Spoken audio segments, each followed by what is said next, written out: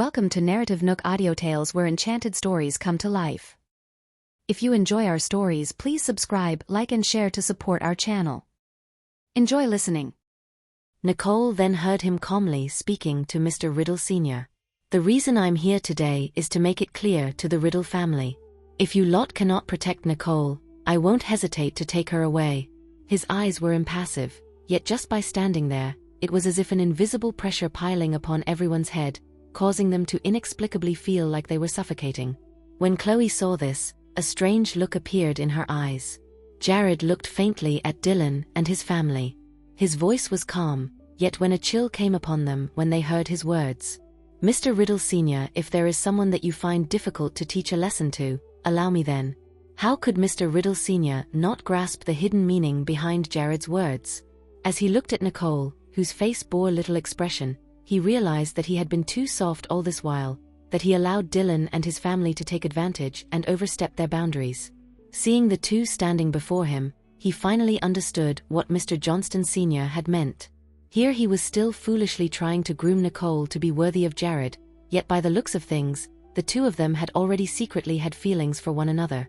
Seeing how protective Jared was toward Nicole, it would be difficult for things to resolve unless he provided a response. After all, they were saved by Mr. Johnston Sr., and all of that was because of Nicole. He could not continue defending Dylan anymore with good conscience.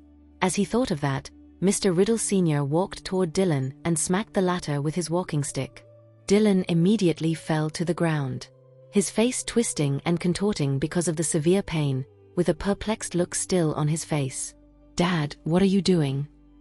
Mr. Riddle Sr. did not say anything as the walking stick in his hand landed on Dylan again and again, each blow landing with full strength. "Dad, stop, please." Dylan begged for mercy, but Mr. Riddle Sr.'s beating got even more brutal. Dylan rolled on the floor in pain, and soon bruises appeared all over his body as he screamed. Karen was very distressed when she saw Dylan suffer like that. She immediately looked at Damien and Dexter as she yelled, "Damien, Dexter, stop Dad. He's going to kill Dylan." Both Damien and Dexter looked at Dylan before them, but neither of them moved. They were lucky this time. If they were to allow Dylan to bring harm to them again, they dare not imagine what would happen next time. Seeing that they were keen to simply just stand and watch, Karen gritted her teeth in anger, but there was nothing she could do. Snow and Rain were so frightened they were hugging each other, refusing to look at that cruel scene. Yet, the thud of the walking stick beating on Dylan and his wailing still reached their ears. They gave Nicole a resentful look, but they caught Jared's impassive gaze, and they immediately looked away in fear. Mr. Riddle Sr. had only just recovered, and he had used all of his strength to beat Dylan dozens of times. Soon he was panting, but yet he gritted his teeth as he continued to beat the latter with undiminished strength. When Nicole saw him struggling, she frowned and said coldly, "Enough." Mr. Riddle Sr. looked at Jared, and upon seeing the latter's expression was still impassive, he lifted his stick to continue the beating. Nicole gave Jared a helpless look. It was not that she was sympathetic to Dylan, but Mr. Riddle Sr. had, after all, treated her well, and she did not wish to watch him struggle like that. Jared understood her intent as he grabbed her hand and slowly said, "Enough." Mr. Riddle Sr. continued to beat Dylan a couple more times before putting down his stick. Seeing that the former was a little winded, Daniel immediately stepped forward to help him. After learning that the Rogers family had kidnapped Nicole, Daniel felt no guilt about Dylan receiving that beating. "How can I allow you lot to bully my daughter that I finally found after so long?" Mr. Riddle Sr. looked at Jared. Since he had already done what he did, Jared should know very well where he stood on this matter. Indeed, Jared did not make things difficult for the old man as he glanced at Snow and Rain before walking out with Nicole without saying a word to anyone else. When Chloe saw the two walking past her like that, and Jared not even giving her a glance, she bit her lips in humiliation and wanted to stop Jared. "Mr. Johnston, you..."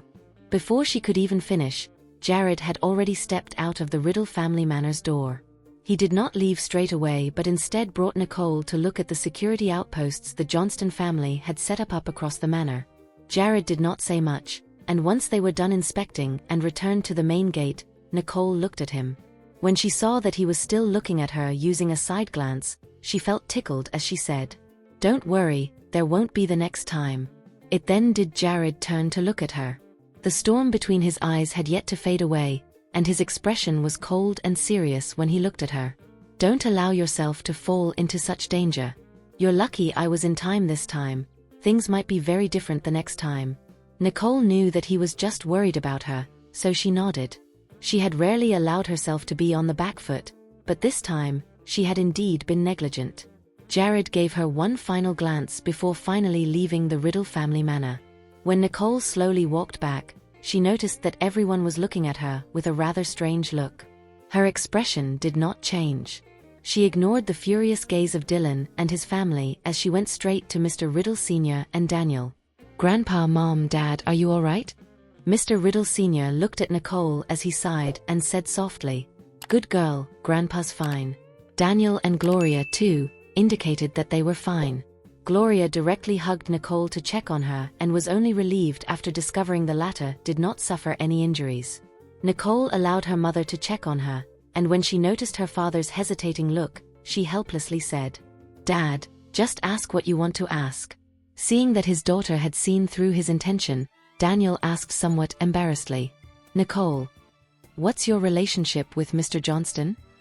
He had thought that his girl would be slightly bashful, but instead, Nicole replied almost nonchalantly, "We are just friends." She paused for a bit and felt that friends best suited their current relationship. After all, neither of them had deliberately made clear the relationship between them, and she did not want to be too presumptuous. Hearing her say, Chloe gave her a dismissive snort. "If he is just a friend, why would he move mountains and rivers just for you?" Nicole gave her a chilly glance, her voice impassive. "Up to you to believe it or not." When Chloe heard her seemingly provocative words, she was so pissed off that she immediately stood up and pointed at Nicole. "Don't be so full of yourself so soon. Even if the two of you have something on, it's impossible for Mr. Johnston to be serious toward you.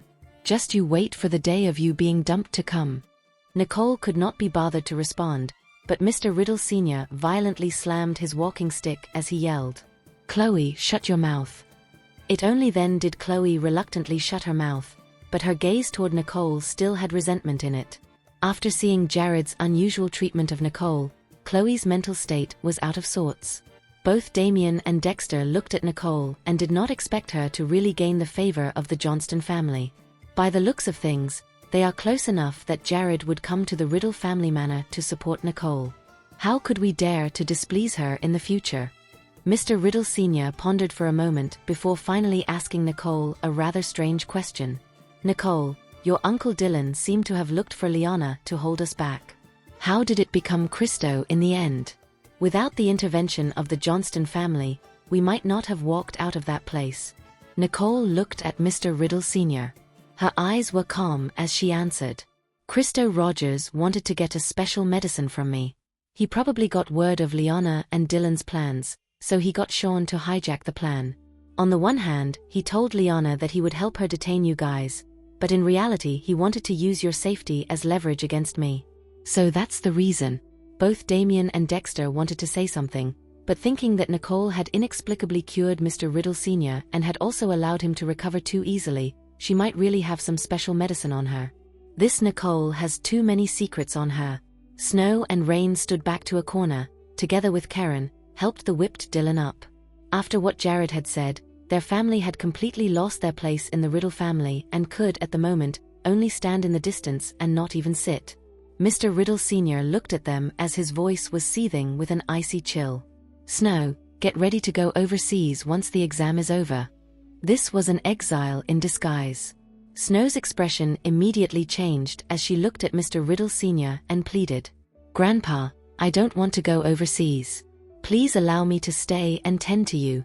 Mr. Riddle Sr.'s expression did not change as he said, "I've already given you a chance, yet you dared to lay your hands on your own family members. So, separation is probably for the best." Snow could sense the faint loving intent in Mr. Riddle Sr.'s words. Thinking of Harvey, she gritted her teeth and said, "Grandpa, I still need to go to a banquet with Harvey.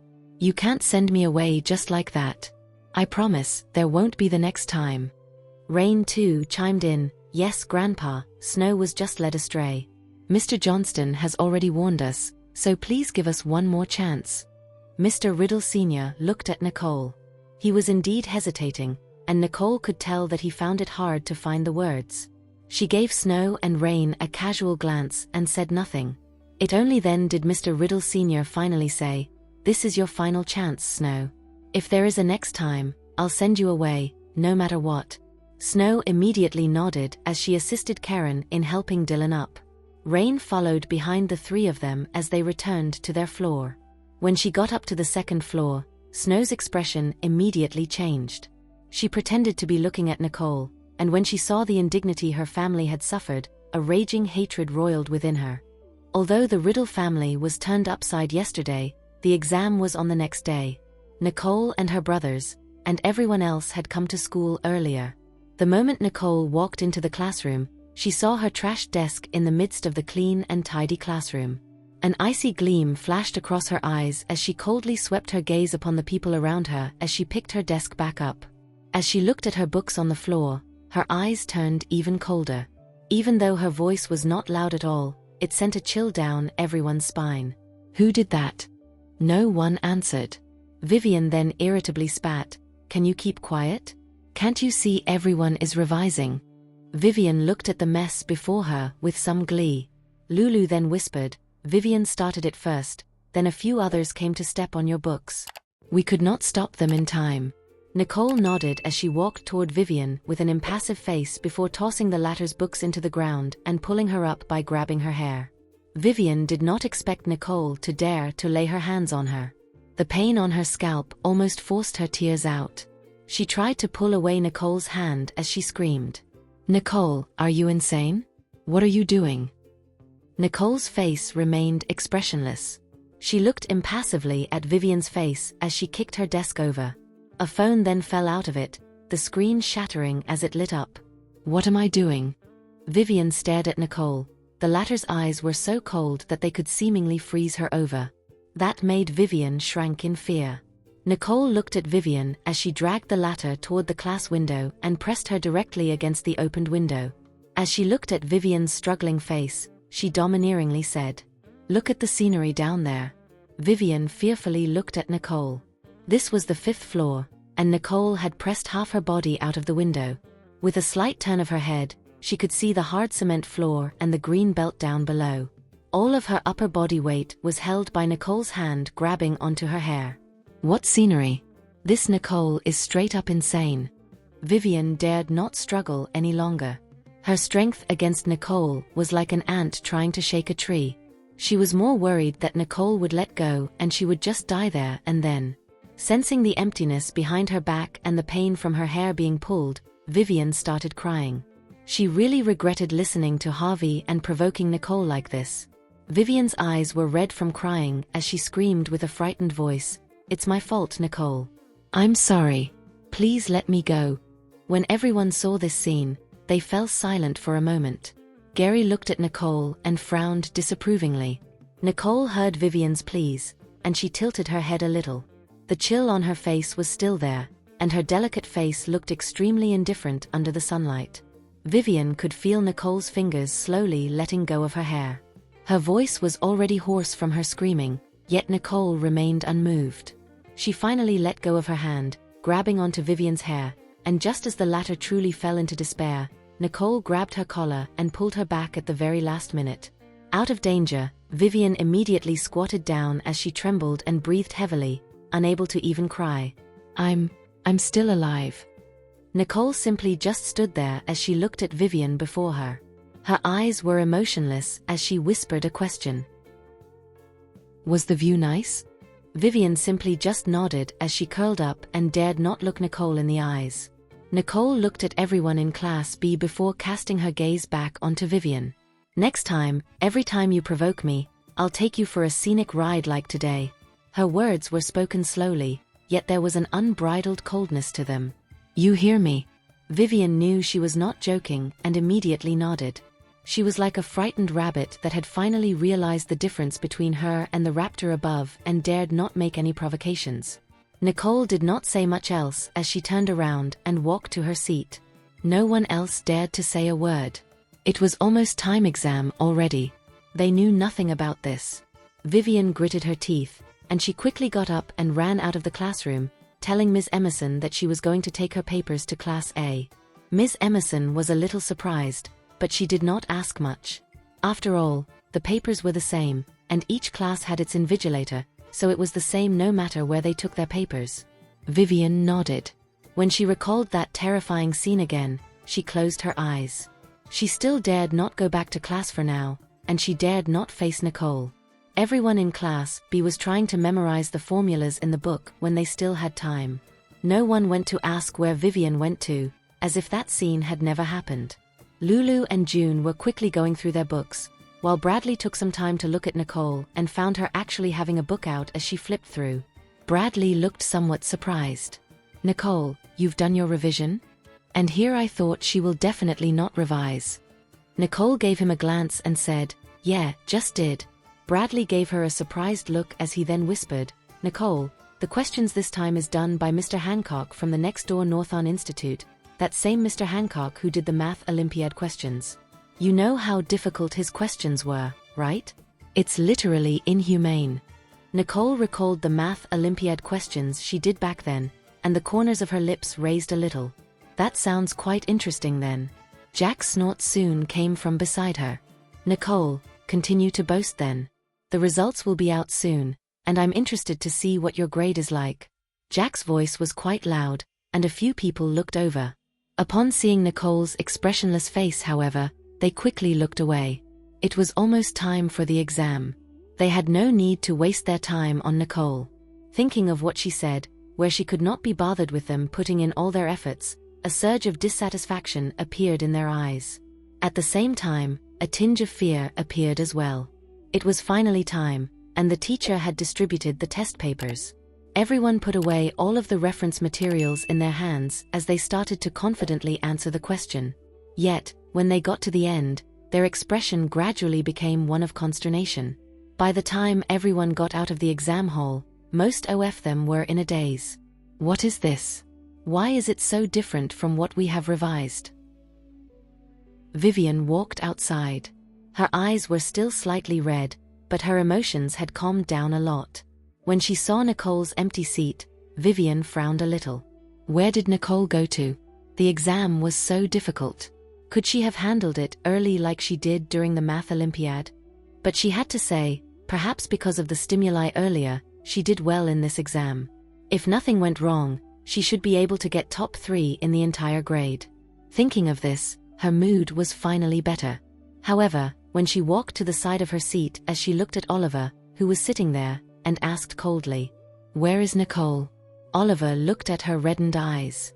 This was the first time Vivian had spoken to him after he snitched on her to Ms. Emerson, and he said somewhat excitedly, "Vivian, I've put your table back.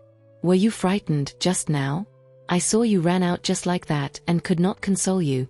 Vivian had no patience to listen to all that as she glanced coldly at Oliver and impatiently asked him once again, "I'm asking you, where is Nicole?" Oliver was cut off midway, and he paused for a moment before saying, "After the exam, Ms. Emerson took Gary and Nicole to the hall to participate in the Math Olympiad's awards ceremony." "The awards ceremony? What's the point of Nicole going there? What? Could she even win a prize?" Thinking of what happened this morning, a look of hatred appeared in Vivian's eyes. Many classmates came over to console Vivian. They dared not stand up for Vivian when Nicole was dealing with her, but now as if they had a common enemy with Vivian, they whispered to her that Nicole was gone overboard. "What do we do if something really happened just now? Yeah, and she's attending the Math Olympiad Awards ceremony? What's she's hoping to get? The prize for last place. Let's go and have a look. I heard that the province's big shots, Mr. Wyance, will be here too. I've not seen him in person before. I only heard my parents mention him before. If I knew he was the one giving out the prize, I would have joined the Math Olympiad even if it cost me revision time."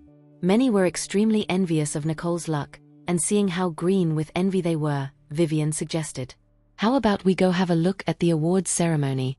Many of their classmates immediately agreed as Vivian led the group toward the hall. They were quite excited, and their pace was faster than usual.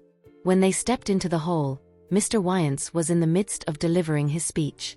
His face was gentle with a trace of genial elegance and also the authority and prestige of holding a high position for a long time. The front row had been filled, so everyone looked for empty seats at the back of the hall. When they looked at Mr. Wyance, there was a look of deep yearning in their eyes. Mr. Wyance spoke unhurriedly. Beside him were a few school directors of the Royal Creek Institute. Mr. Ellison and Mr. Anderson were naturally among them. The reason the awards ceremony was held in the Royal Creek Institute was also because of Mr. Ellison. Many of the students from the neighboring Northern Institute and other schools across San Joto too were looking at Mr. Wyance. Mr. Anderson sat proudly not too far away from Mr. Wyance, feeling that his status had increased by leaps and bounds. He did not see Nicole, who was said to have participated in this math Olympiad, and he was literally very disdainful of her. In his heart, Nicole probably did not even make the passing grade. Thinking of this, he let out a cold sneer. He was now sitting so obviously on the stage. If Nicole was here, she would definitely see him and be very regretful. Mr. Wyance had finished his speech and motioned for the awards ceremony to commence. Mr. Ellison led the applaud, and the atmosphere on top and below the stage was very enthusiastic. Rain turned to speak to Gary sitting beside her. "This is the first time I've seen Mr. Wyance. I never thought that he looked like this." Mr. Wyance had a lot of connections in the province, and it was said that he was already running to be the next governor, so no one in San Joto dared to look down on him and were even trying to form relationships with him long before he took office. Gary did not say anything. He was taken to meet Mr. Wyance a few times by his elder brother, but he had never had a chance to speak with the latter. Rain looked at Nicole on the other side with a look of disgust in her eyes. Nicole is actually acting so calm. Back then, Mr. Anderson up there said that he wanted to take her to see Mr. Wyance, and she refused him. She really doesn't know her place. Thinking of this, she gave Nicole a cold glance before turning away. On where Class A was seated, Nora was still staring at Nicole. She had not gone home for so many days. If Nicole fails in both her exam and math Olympiads, then Mom and Dad will realize that only she is worthy of being their daughter. If Nicole were to humiliate herself like that, even if Mom and Dad were unwilling, Uncle Damien and the others will probably still chase her out. Thinking of this, Nora was excited and wished that the results had been announced sooner. As she looked up, Mr. Wyance had returned to his seat, and the ceremony officially began. The Math Olympiad Awards ceremony always started with the Excellence Award, and there were 10 winners. After that, it was the Third Class Award with 6 winners, Second Class Awards with 3 people, and the First Class Award, and first place in the Math Olympiad with 1 person. The host called out the names of the winners of the Excellence Award. Vivian was listening intently as she thought no matter how good Nicole was, she could only appear on the Excellence Award list. When the last of the names were announced, and Nicole's name was not there, Nora let out a sigh of relief as a mocking smile appeared on her face. Like her, the students of Class B were equally disdainful. They knew Nicole was just spouting nonsense when she said that the questions were not difficult. They had never thought that Nicole could even get the Excellence Award.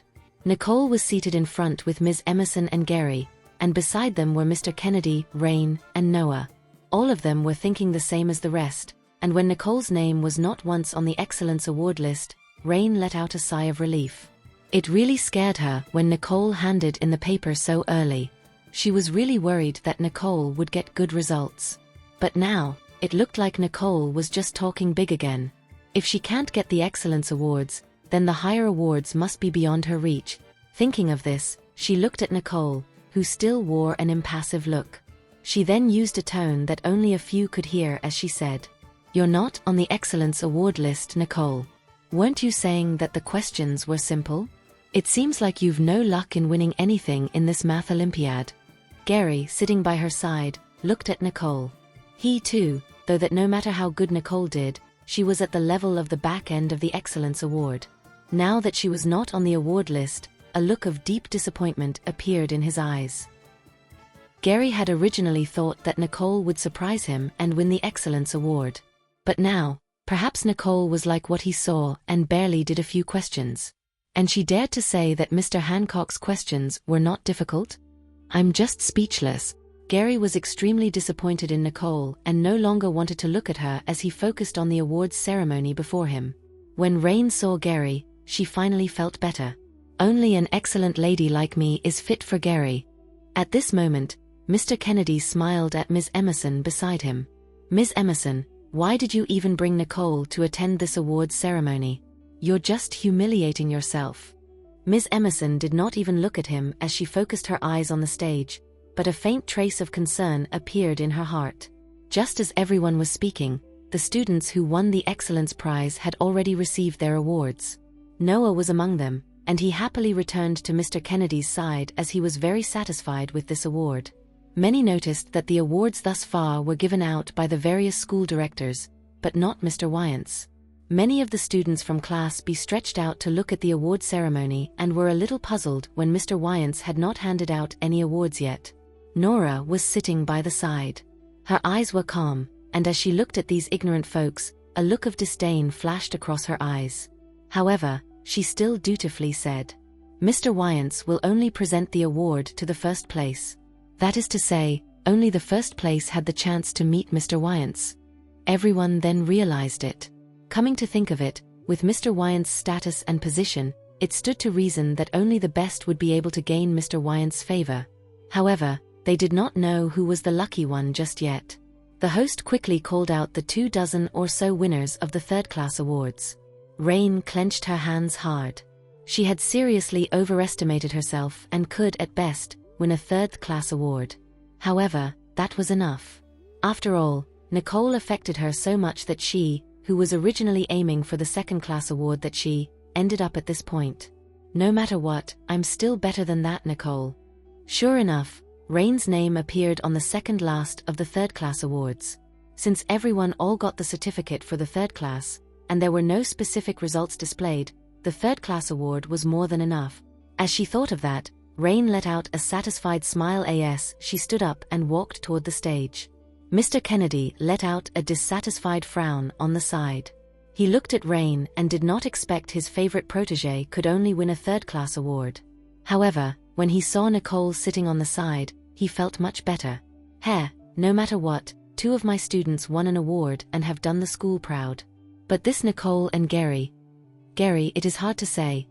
His math Olympiad results seem to be not bad, but Nicole is a straight-up grifter, and she dared to make a bet with me. Winning now doesn't mean anything, really. Nicole at most can no longer participate in the math Olympiad if she loses. That's way too easy on her. I should have asked her to drop out of school directly. As he thought of this, Mr. Kennedy glanced at Nicole with a sneering look, as if victory was already his. He turned around and looked at Ms. Emerson as he let out a soft snort. His voice was quite loud. Sigh, Rain sure disappointed me. She was one to aim for a second-class award, but it must be her mental state. Well, she's now only with a third-class award. Ms. Emerson did not look at him. A teacher from the Northern Institute glanced at him but did not say anything. However, another teacher to the side complimented him with envy upon hearing that. I never thought you were that brilliant, sir. I'm already so happy that my student got the Excellence Award. Yours here got the third-class award. It's incredible.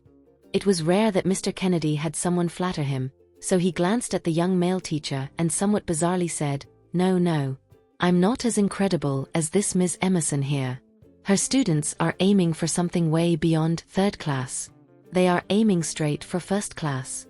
Youngsters these days are so impulsive, and they even bet with me if she did not win first place, she would not participate in the Math Olympiad ever again.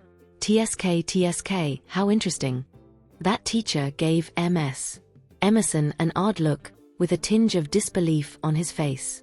The first class award? Isn't that first place? That's an award that Mr. Hancock's students would take back every single time. This Ms. Emerson looks pretty young. It's a bit too early to aim for first place, no? That male teacher chatted casually with Mr. Kennedy for a while, flattering the latter all the way. After all, the latter was still a teacher at San Joto's high school. He did not lose out on anything if he flattered one anyway. Ms. Emerson and the teacher from Northern Institute could not be bothered to entertain the two. Both of them were looking seriously at the award ceremony. The third-class award had all been awarded, and what was next was the three-winner second-class award. Rain returned to her seat, and as she looked at Nicole, she let out a cold snort. The host was preparing to announce the award list for the second-class award, and Gary gradually became nervous. He hoped that his name would appear on the list of the second-class award, but at the same time, he hoped that his name does not appear on the list as well.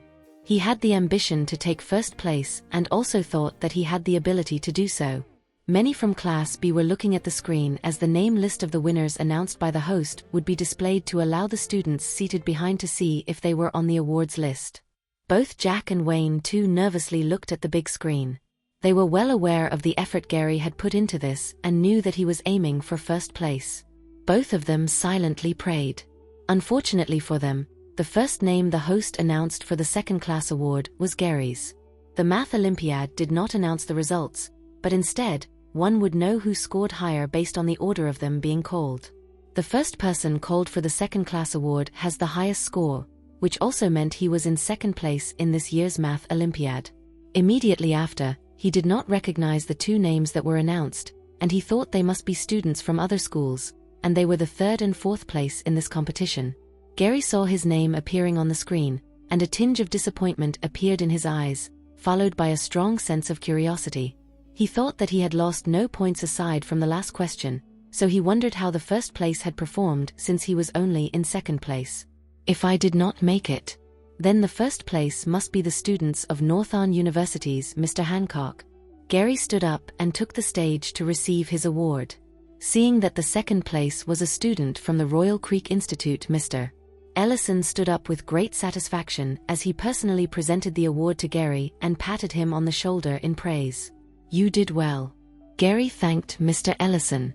When he looked at the person beside him, he was a little surprised to recognize the person as Mr. Hancock's student, Clement Attlee. He had lost to the latter by just 1 point in the last Math Olympiad, so he had a deep impression of Clement, yet he did not expect the latter to be ranking behind him this time. Seeing that Gary was looking at him, Clement scratched his head somewhat embarrassedly as he said to the former, "I didn't go around the last question and step straight on the trap. I got zilch for that one."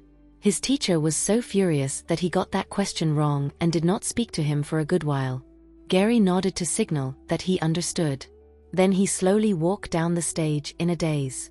If the first place is not Clement Attlee, who is it then?